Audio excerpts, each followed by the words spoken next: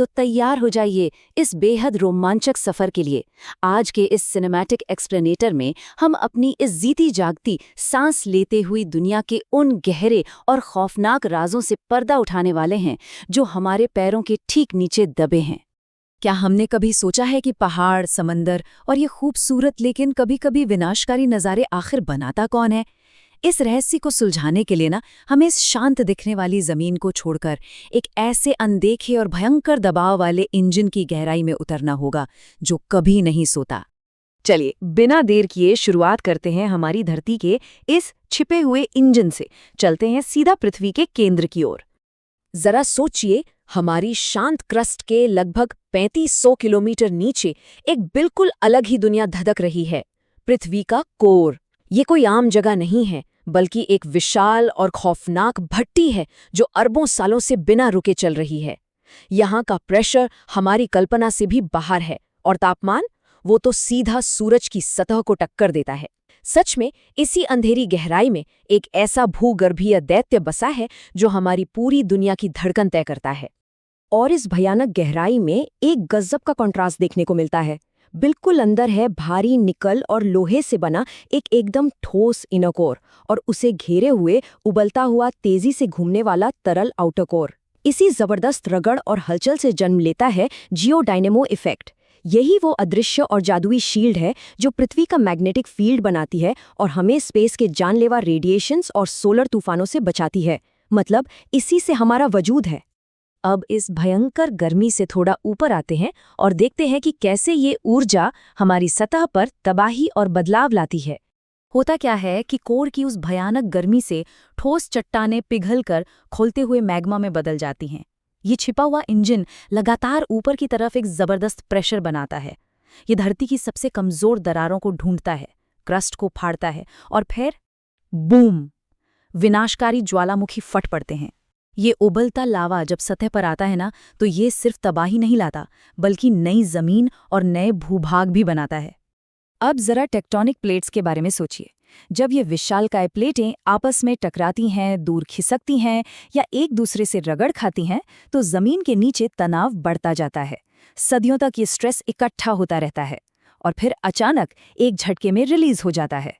Fault lines के पास अचानक निकलने वाली ये अकल्पनीय ऊर्जा धरती के सोते हुए दिग्गजों को जगा देती है और बस कुछ ही सेकंड में जमीन भयानक तरीके से कांप उठती है, जिसे हम भूकंप कहते हैं। इन झटकों का असर सिर्फ एक जगह नहीं रहता, बल्कि मीलों तक एक प्रलयंकारी चेन रिएक्शन शुरू हो जाता है। पलक झपकते ही पहाड़ों पर खौफनाक भूस्खलन होने लगते हैं। नदियां मलबे से रुक जाती हैं, जिससे अचानक बाढ़ आ जाती है। और सबसे डरावना रूप तो तब दिखता है जब ये कंपन समुद्र के तल में हो। पानी की विशालकाय दीवारें उठ खड़ी होती हैं, जिन्हें हम सुनामी कहते हैं। रास्ते में जो भी आए, ये हमेशा के लिए उसे मिटा देती हैं।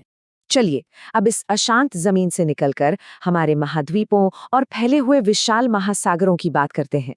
दुनिया के 2/3 हिस्से पर पानी का राज है और इसमें सबसे खौफनाक और विशाल नाम है प्रशांत महासागर या पैसिफिक ओशन। ये इतना अथाह है कि बाकी महासागर इसके सामने बच्चे लगते हैं।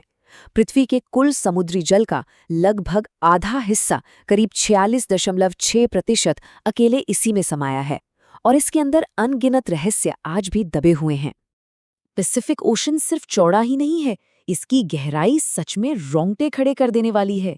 इसके ठंडे और अंधेरे तल में मारियाना ट्रेंच मौजूद है, जो 11,034 मीटर गहरा है।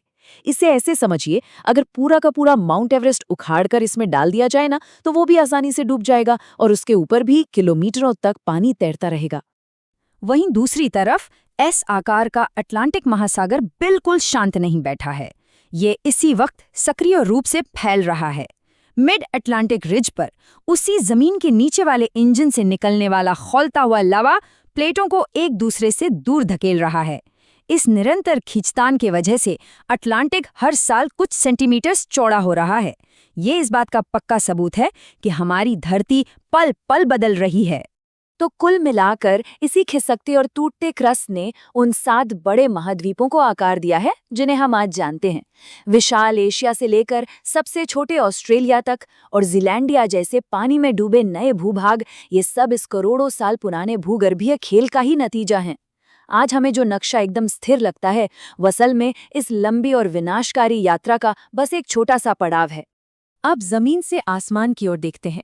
बात करते हैं जलवायु की, जो हमारी पृथ्वी की सांस की तरह है।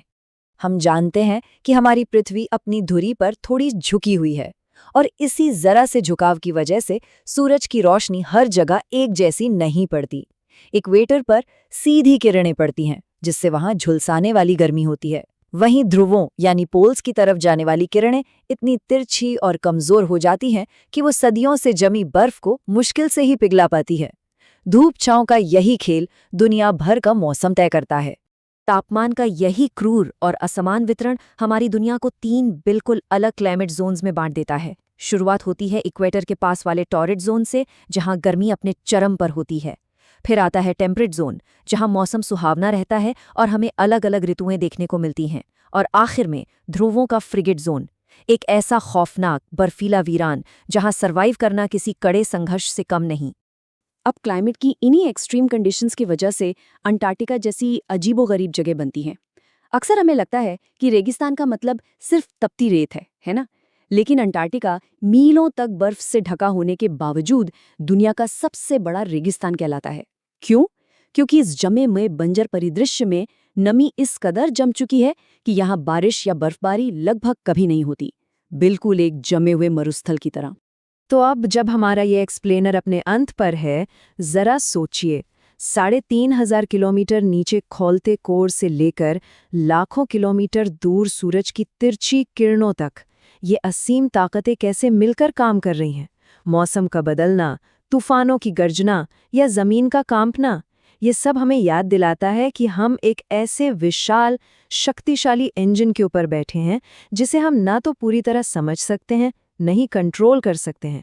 तो जाते जाते ये सवाल आपके लिए, क्या हम सच में इस ग्रह को कंट्रोल करते हैं, या हम इस अशांत धरती पर बस कुछ पल के मेहमान हैं?